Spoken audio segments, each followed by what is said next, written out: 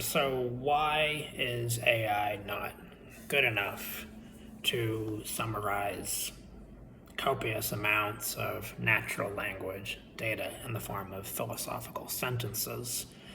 That was what I was stumbling on when I was losing myself in a kind of ramble on general intelligence and verbal intelligence and so on. I think that AI, as it's constituted today, is a bit too rigidly married to a kind of half-hearted attempt at general intelligence and reliance on world, basically, as world as first idea or key idea. That's the thing. That's the thing to be known.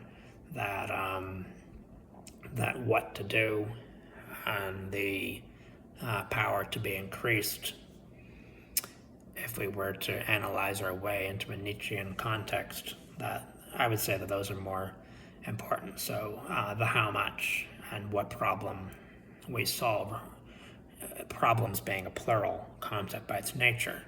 World and reality attempt to reduce the idea or noun of problem to something singular that you're always owing to focus on or do. You're always in this also singular debt. So it's an original failure, something to acknowledge.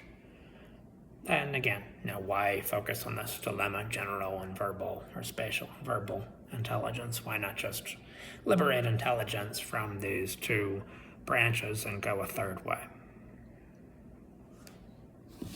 But it was interesting also.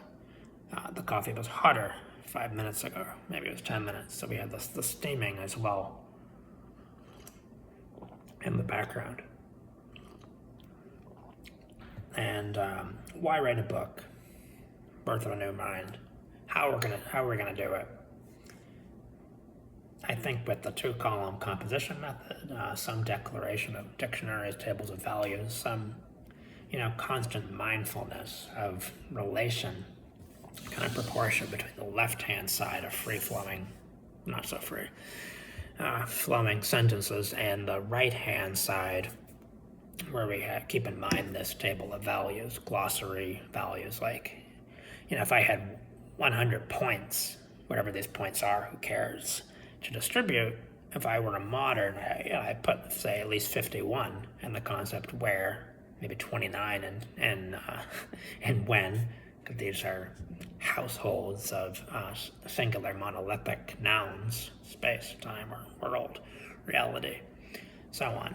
Ignoring the moral connotation of reality, what you have to admit, as opposed to delusions or opinions. So it's a kind of legal, more so a legal phenomenon binding your behavior, but the common man visualizes this imagination as a kind of spatial totality gleaned from books and encyclopedias of astronomy, if not videos, and so on. This is how you can speak to AI, not to you, but to AI, and ChatGPT will get it, so he's useful, I don't know, in that regard.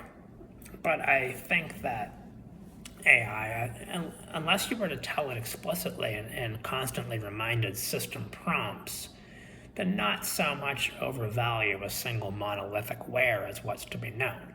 It's not theology. For a theologian, of course, God, the monolithic or monotheistic God, is what or whom or is to be known, and that knowledge might grant what, not only wisdom but salvation, exoneration from some guilt, but also Christianity, eternal life. Not a bad reward. Nietzsche would say, well, no, these are fictitious compensations. What we really seek is power, greater power. So we choose where we make our war or which problem we solve. Entrepreneurial speaking, accepting capitalism as opposed to Hobbesian nature. But I think even though, ironically, AI, as it's most commonly known with the chatbots, it's more of a verbal intelligence simulated. The way it's speaking, I think, is a bit too deferential to a kind of spatial primacy, which is a hallmark of the modern mind, which of course is to be overcome if we're to achieve a new mind. Do we want to merely, however, regress to the ancient mind?